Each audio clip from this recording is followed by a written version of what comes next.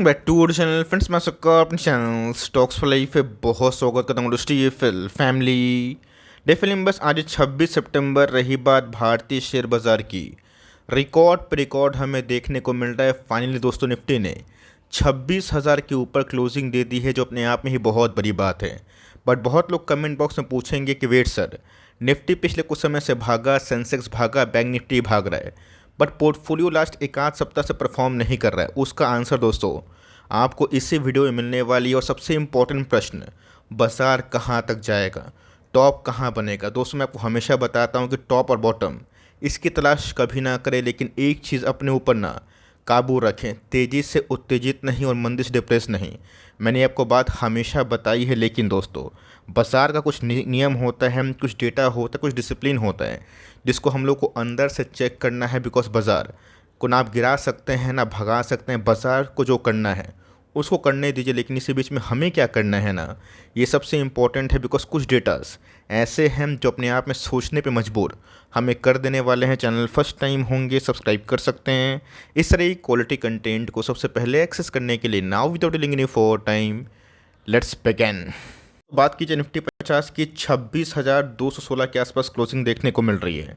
आज day high की बात की जाए, 26,250 का लेवल भी हमें इमर्ज होता हुआ दिखाई दिया था। एट द एंड में अचानक से तेजी भरा माहौल देखने को मिला है। एक साल के प्रोफाइल की बात की जाए, 33% के आसपास। दोस्तों, अगर आपको साल में ना 15, 18, 20% में निफ्टी 50 से बनता है ना, ये बड़ी बात होती है। मतलब दोस्तों, निफ्टी ने एक साल में जो करके दिखाया है, ये 2 साल के पैसे बना है। लेकिन दोस्तों, आपको समझ में आना बहुत इंपॉर्टेंट है कि देखने का दो नज़रिया होता है।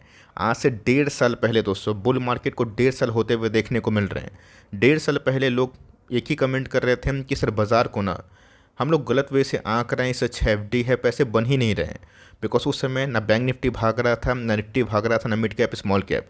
कहानी चेंज थी। अभी तो गैस एफडी को छोड़ के ना तोड़ के लोग भारतीय बाजार में आ रहे हैं। तो अभी के टाइम गैस टॉप में ना ये गलती आप ना करें। मोमेंटम में और मोमेंटम बनता है, लेकिन इसी के संग ना हमें वैल्यूएशन को जस्टिफाई करना इंपॉर्टेंट है।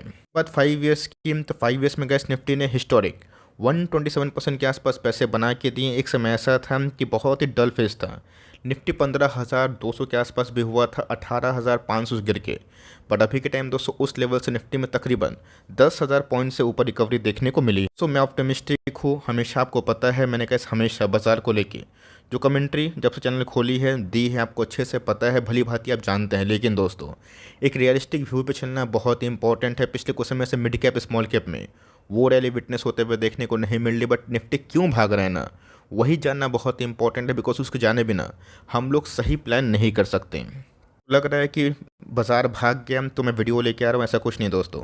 24 अप्रैल 2023 को जब मुझे फर्स्ट इंडिकेशन मिला ना कि बुल मार्केट के इनिशियल संकेत मिल रहे हैं, उस समय बहुत लोग बोल रहे थे कि सर लोगों को ट्रैप मत करवाइए, कोई बुल मार्केट आने वाला नहीं है, बाजार यहाँ से 12,000 पॉइंट के आसपास जाएगा, 10,000 पॉइंट के आसपास जाएगा। लेकिन दोस्तों, मैंने बोला भी था उस समय कि 3-4 महीना में कहानी पलटेगी। और असली दोस्तों जो भारत को लेकर भविष्यवाणी हो रही है ना, उसको बिल्कुल भी इग्नोर ना करें। और ऑफकोर्स कैसे बाजार का यही साइकिल है, अगर आप पेसिमिस्ट होते हैं तभी बाजार का बॉटम बनता है और बाजार ऊपर की तरफ जाना शुरू करता है। और ऑफकोर्स जिस दिन का ऐसा बहुत ऑप्टिमिस्टिक बिना कोई लेवल्स का देखते हैं बाजार को ना, उससे मैं टॉप की अनुमान आप कर सकते हैं दोस्तों। उसके बाद भी मैंने 7 जून 2023 को वीडियो बना के इंकरेज किया कि बुल मार्केट की शुरुआत ब्रेकआउट हुआ तो धमाका होगा, एफआईएस का ह्यूज मनी कमिंग। लेकिन दोस्तों, एफआईएस का ह्यूज मनी उतना नहीं आया जितना एसआईपी के आंकड़े ने लोगों को परेशान किया, उनको परेशान किया जिन्होंने बाज़ार को शॉर्ट किया था। मैंने साफ साफ बताया था कि ज़िंदगी की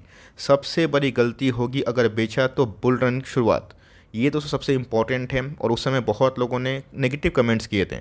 चलिए दोस्तों, जो बाज़ार का एक आध साइकिल देखा है शायद उनको समझने में दिक्कत होगी, लेकिन जो कैसे बाज़ार का बहुत सारे साइकिल्स ना देख के आए हैं जैसे कि हम लोगों ने, तो हम लोगों को एक ही चीज़ पता है कि बाज़ार में जिस दिन बहुत बजिंग कंडीशन होती है ना, वहाँ पे थोड़ा सा अलर्ट रहिएगा। अलर्ट रहने का मतलब ये नहीं कि आपको मैं ऑप्टिमिस्टिक रहने की बात नहीं कह रहा हूँ। ऑप्टिमिस्टिक रहिए, सब कुछ करिए, लेकिन बाज़ार में करेक्शन होता भी है ना, उससे अपना आपा मत खोइएगा। दोस्तों, सबसे इंपॉर्टेंट चीज़ है जो मैं आपको बताऊँगा। सबसे पहले क्या है, जो फॉरेन ब्रोकर है ना, उनका स्टैंस लगातार चेंज हो रहा है। एक समय गए जेफरीज ने 400 पॉइंट करेक्शन की वजह से निफ्टी में नहीं परचेज़ किया, और 2000 पॉइंट भागने के बाद उन्होंने निफ्टी को परचेज़ किया। बीच में गैस निफ्टी को लेकर उन्होंने बोला था कि मुझे भारतीय बाजार तो काफ़ी अट्रैक्टिव लग रहा है, लेकिन यस वैल्यूएशन एक कंसर्न का मैटर है। और वही जेफरीज ने गैस फिर से भारत बाजार को अडोर किया और बोला कि आने वाले कल में इंडिया भारत बहुत ही अच्छा रिटर्न देगा, क्योंकि दोस्तों इसके पीछे बहुत सारे फैक्टर्स है। हर 18 महीना में इंडिया 1 ट्रिलियन का जो इकोनॉमी है ना वो ऐड कर सकता है। चलिए गैस 18 महीना में नहीं भी हुआ, 2 साल में अगर इंडिया 1 ट्रिलियन का इकोनॉमी अपने ही एग्जिस्टिंग इकोनॉमी में ऐड करता है ना, ये एक बहुत ही काबिल तारीफ बात होगी। और इसमें मैन्युफैक्चरिंग की बात की जाए, कंजम्पशन की बात की जाए, बैंकिंग स्टॉक्स की बात की जाए, उनके फ्यूचर की बात की जाए, वो गैस बहुत ही इंपॉर्टेंट रोल प्ले करेंगे। दोस्तों सबसे इंपॉर्टेंट चीज़ पता है क्या है कि आपको अच्छे से पता है कि डो ने जंबो रेट कट किया, मतलब 25 बेसिस पॉइंट की जगह 50 बेसिस पॉइंट। लेकिन दोस्तों चाइना भी पीछे नहीं हटा।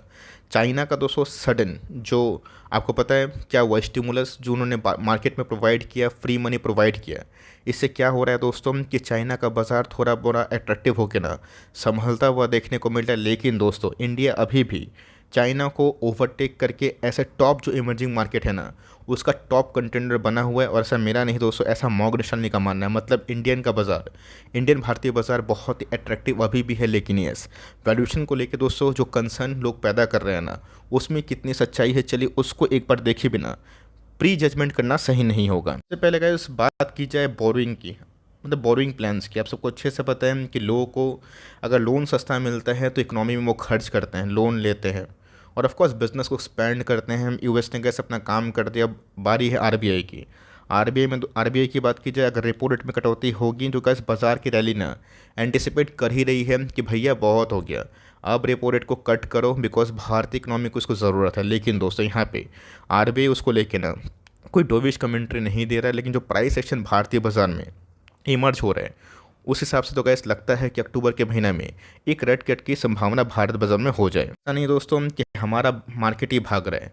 अगर आप यूएसए को देखें, यूरोप को देखें, सब में हमें तेज़ी का माहौल देखने को मिल रहा है। और दोस्तों हमेशा बैड न्यूज़ में गुड न्यूज़ की शुरुआत होती है और गुड न्यूज़ में कभी कभी चीज़ ख़राब हो जाती है। 2023 में 2022 में मंदी को लेके कितना दोस्तों नाचानाची हुआ था, लोगों को लगा दुनिया ख़त्म। 2020 में भी कैसे कुछ ऐसा ही काम हुआ। बट मैंने आपको हमेशा ना एक ही बात बताई है कि लोग क्या फियर करें वो छोड़िए, आप फियर करें या फिर नहीं कर रहे हैं इसी चीज़ पे फोकस रखिए। मैं कैसे क्लियर कट बात बोलता हूँ, फियर का जब माहौल होता है हम तभी अपॉर्चुनिटी बनती है।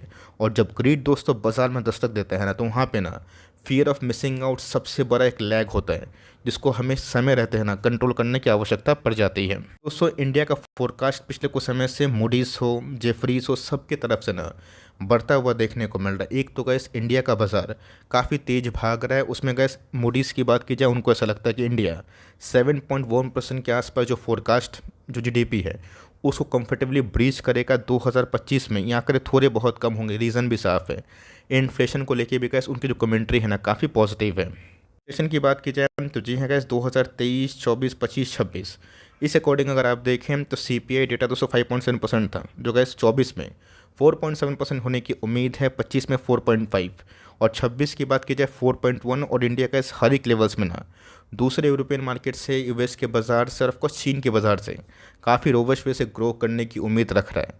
अब इसमें कैसे प्लस माइनस होता है, बाज़ार में डिमांड सप्लाई का चेंज चलता है। एक कमोडिटी की बात की जाए वो भी गैस इंडिया का जीडीपी में बहुत ही इंपॉर्टेंट की फैक्टर्स को लाता है। लेकिन दोस्तों इंडिया की जो रोबस्ट इकोनॉमिक पॉलिसी है उससे सही में भारतीय बाजार को काफ़ी फ़ायदा मिला है। और पिछले कुछ समय से क्या जो डेटास बोल रहे हैं ना वो काफ़ी पॉजिटिव है। यहाँ दोस्तों भले ही आप देख सकते हैं कि निफ्टी 50 में तेज़ी है, बट पिछले कुछ समय से हमें पोर्टफोलियो लेवल में उतनी कोई बड़ी उछाल देखने को नहीं मिल रहा है। डिफेंस रेलवे अगर आप लेके बैठे हैं तो पोर्टफोलियो काफ़ी गिरा होगा मुझे पता है।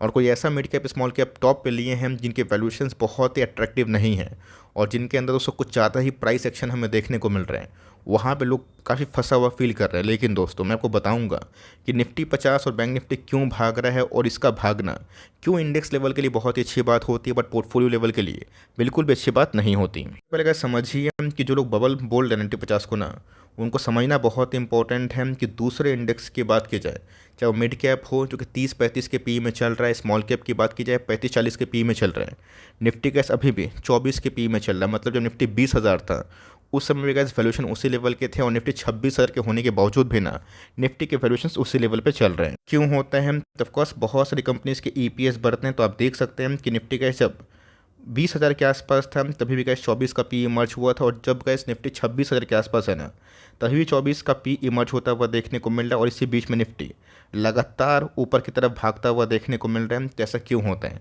अगर कॉर्पोरेट कंपनी के अर्निंग्स बढ़ते हैं तो निफ्टी भागता तो ज़रूर है, बट प्राइस टू अर्निंग के पॉइंट ऑफ व्यू में ना, जो हम लोग पी निकालते हैं वो एडजस्ट होता है। और इसलिए गैस मैं बोलता हूँ कि आपको कंपनी अगर भागती है तो वो एक प्रॉब्लम वाली बात नहीं है, बट कंपनी की अर्निंग्स भी ना उसी लाइन पे चलने चाहिए। इसी बीच में दोस्तों, आप सबको अच्छे से पता है कि अगर एचडीएफसी बैंक में तेज़ी आएगी, आईसीआईसीआई बैंक में तेज़ी आएगी, बैंकिंग स्टॉक्स भागेंगे, फाइनेंशियल स्टॉक्स भागेंगे, तब क्या होगा दोस्तों? बाजार में तेज़ी बनेगी। रिलायंस एकदम नहीं परफॉर्म कर रहा है, बट बैंक निफ्टी क्यों भागना शुरू कर दिया? बिकॉज कैसे बैंक निफ्टी अभी भी 15 के पी मल्टीपल में मिल रहा है, और H D F C bank, ICICI bank मिला के ना 50% का वेटेज खुद ही रखती है। देखें भारत के टॉप बैंक की कहानी वेटेज पॉइंट ऑफ व्यू से, दोनों को ऐसे मिला दिया जाए, H D F C bank, ICICI bank, तो आप देख सकते हैं, आप देख के चौंकने वाले हैं। कितना का दोस्तों वेटेज? 52% का वेटेज। मतलब यही ना फाइनेंशियल स्टॉक्स की रणनीति को तय करते हैं कि आज बैंक निफ्टी भागेगा या फिर गिरेगा। और दोस्तों सरप्राइजिंग पता है क्या है? कि बैंक निफ्टी का जो फंडामेंटल पी है ना 15 के आसपास चल रहा है, और प्राइस टू बुक 3.5% के आसपास। मतलब गैस अभी भी बैंकिंग स्टॉक्स में काफ़ी अच्छा खासा सीन क्रिएट हुआ है।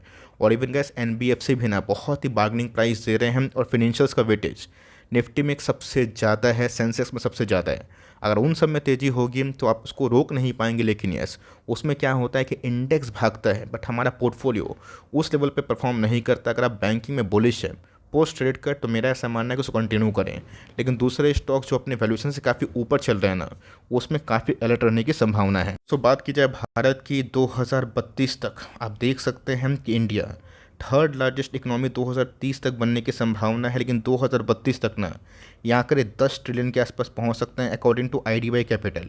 और आप देख सकते हैं कि भारत अगले 18 महीना में इस लेवल पहुँचने के बाद हर 1.5 सालों में 1 ट्रिलियन का इकोनॉमी अपने जीडीपी में ऐड करेगा, जो अपने आप में दोस्तों आप समझ के चलिए कि बिजनेस पॉइंट ऑफ व्यू में ना एक कितना सुखद जो आने वाले कल का जो भविष्य है वो हमें दिखाई पड़ रहा है। दोस्तों बुल मार्केट में ना ये सब चीज़ आपको बहुत देखने को मिलेंगे। और बुल मार्केट की सबसे नेगेटिव पता है बात क्या होती है? पॉजिटिव बात तो ये होती है कि दिन रात मज़ा आता है, काफ़ी मज़ा आता है कि चलो आज लग रहा है कि ये शेयर भागेगा, कल लग रहा है वो शेयर भागेगा। लेकिन दोस्तों मैंने आपको हमेशा बताया कि तेज़ी से उत्तेजित बिल्कुल मत होइएगा, मंदी से डिप्रेस मत होइएगा। ये बाजार का साइकिल है, अत्यधिक तेज़ी के बाद एक करेक्शन हमेशा से उम्मीद आप लेके चले। अगर आप लेके नहीं चल रहे हैं, आप गलत प्लेटफॉर्म पे। मैं आपको डरा नहीं रहा हूँ, लेकिन gas fear of missing out ना इन सब लेवल्स पे इमर्ज होता है, जहाँ पे लोगों को लगता है कि अब तो मेरे हाथ से गाड़ी छूटेगी ही छूटेगी, और मैं निवेश कर देता हूँ बड़ा बड़ा पैसा, अपने पापा का पैसा, अपने स्पाउस का पैसा लगा के मैं एफडी को तोड़ के अपना इमरजेंसी फंड को लगा दूंगा, और मुझे 1 आध साल में बड़े पैसे बनने के बाद मैं निकल जाऊंगा। इतना गैस आसान नहीं है। तो मैंने आपको साफ साफ बता दिया, इन सब लेवल्स पे गैस एग्रेशन बिल्कुल भी सही नहीं है। पुरानी होल्डिंग को कंटिन्यू करें। प्रॉफिट बुक कर रहे हैं, प्रॉफिट बुकिंग का मतलब कंप्लीट एग्जिट नहीं होता है, तो उसको आप ऑफकोर्स कंटिन्यू करें। थोड़ा सा अगर आपको चर्निंग करना है, लेकिन गैस अच्छी कंपनी से बने रहें। और फ्रेश बाइंग के लिए गैस सोचिए कि वैल्यूएशंस अनुकूल है फिर नहीं। बेस्ट ये होगा कि Q2 के नंबर्स जोड़ने उसको देखिए। यहाँ पे गैस इस वीडियो का मतलब ये नहीं कि कोई आपको बाई और सेल रिकमेंडेशन दे रहा हूँ। जो बाजार में घटित हो रहा है मैं अपने पॉइंट ऑफ व्यू से बता रहा हूँ कि बाजार कुछ ऐसा ही चलता है, और यही सब सीन हमें हमेशा देखने को मिलते हैं। आपको कैसा बाजार लग रहा है और मेरी कमेंट्री कैसी लगी कमेंट बॉक्स में ज़रूर बताइएगा। वीडियो अच्छी लगी तो ज़रूर दोस्तों लाइक करिएगा, दोस्तों के संग शेयर ज़रूर करिएगा। तो गाइस मिलते हैं जल्द ही, तब तक के लिए bye. Thanks for listening friends, God bless you all.